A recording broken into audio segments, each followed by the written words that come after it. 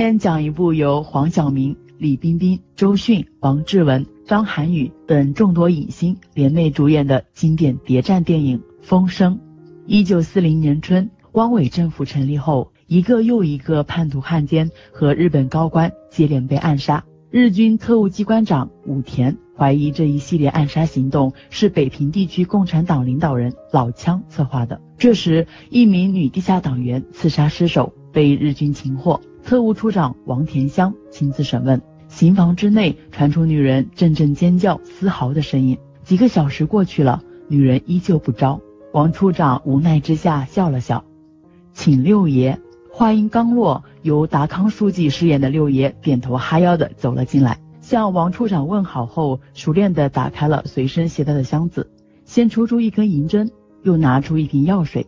随着刑房中一声来自地狱一般的嘶吼，女人招供了。没人知道六爷的银针有多疼，特务们只知道再硬的骨头也撑不过2针。通过供词，武田得到了最新密码本，他立刻派人伪造了一个假消息，在10月21日，日本高官将在百草堂开会。这个消息很快被人传了出去，并由地下党联络人张瘸子用特殊密文贴到了城隍庙的公告栏上。张瘸子是潜伏在司令部干杂活的，他并不知道自己已经暴露。假密令成功发出，武田断定内部一定有人在给张瘸子下达命令，而这个人就是传说中的老鬼。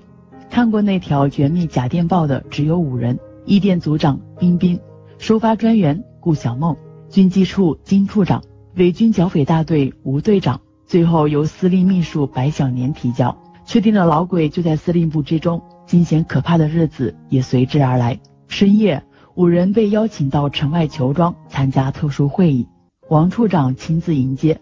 据说到这里的人没有能活着走出去的，谁是人谁是狼的游戏正式开始。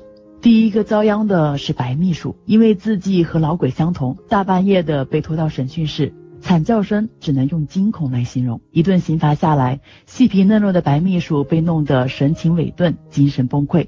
各种酷刑后，仍坚称自己是被陷害的。平日对他照顾有加的司令，如今为求自保，也只能痛下杀手。经判断，白秘书不是老鬼，他是第一个被冤死的。随后，冰冰的房门被敲开了，一身和服的武田开始对冰冰动用量身之刑。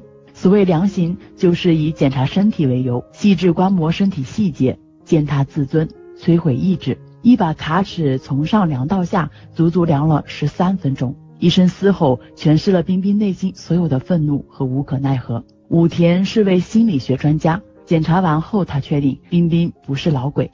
那么老鬼究竟是谁呢？午饭时，张瘸子被故意安排来收拾桌子，武田和王处长秘密注视着几个人的神态。冰冰从头到尾醉生梦死，不明所以。金处长有意无意地瞥了张瘸子一眼，吴队长和顾小梦却故意避开张瘸子的目光。这个细节说明金处长不是内鬼，因为真正的内鬼在这个时候肯定要避开和张瘸子眼神交流，以免张瘸子误会。这样说来，老鬼就在吴队长和顾小梦之中了。4人再次被提审，王处长示意手下把金处长和冰冰带出去，留下嫌疑最大的吴顾2人进行观察。可金处长却误以为要把他带进行刑室，惊骇之下选择了开枪自杀。冰冰被强行带走后，屋子里只剩下吴顾2人。王处长等人守候在扬声器前，希望从中获得有用的情报。忽然窃听器里传来顾小梦的呼救声，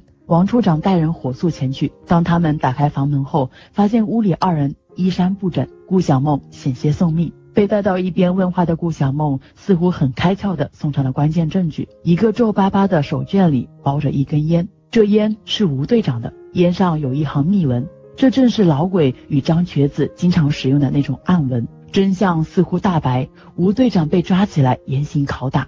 身为硬汉的他拒不承认，各种刑罚都起不到明显作用。就在这时，房间被撞开，冰冰冲了进来，他把半包香烟交到王处长手里，说是从顾小梦那里发现的。王处长立马意识到这是顾小梦的栽赃，内鬼不言自明，就是顾小梦。饱受摧残只剩半条命的吴队长被紧急抢救，慢慢恢复意识后，这个坚强的男人唱起了昆曲，丝毫不把死亡放在心上。顾小梦被抓后，被特务们施以惨无人道的神刑，在受尽非人折磨后，他承认自己就是老鬼，并用最后一点力气狠狠咬住了武田的耳朵，结果被王处长残忍枪杀。顾小梦死后，武田派重兵去百草堂清剿，结果一无所获。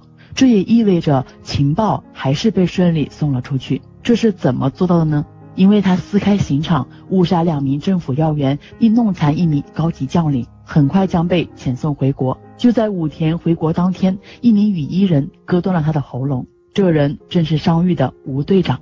几年后，抗战胜利，吴队长和彬彬重逢后，才慢慢说出了真相。原来吴队长是老枪，顾小梦是老鬼，两人都是卧底。可这2人并不认识。刚进入球庄的第1个夜晚，吴大队用昆曲做暗号，和顾小梦搭上了话，两人互相确认身份之后，将计就计，制定了一出计中计。先是顾小梦检举吴队长，然后由彬彬检举顾小梦，只有牺牲顾小梦，才能让吴队长排除嫌疑。随后由吴队长在手术台上用哼唱昆曲的方式，将停止刺杀的指令发出。彬彬本来并不是情报人员，可他接连受到非人承受的屈辱，并眼看着同事惨死后，决定弃暗投明，帮助好友顾小梦完成了计划。心思缜密的顾小梦还做了双保险，他把情报缝在自己的内衣里，以自己的尸体传递。最后，吴队长带来了当年小梦给彬彬的留言：民族已到存亡之际，我辈只能奋不顾身，挽救于万一。我的肉体即将陨灭，灵魂却将与你们同在。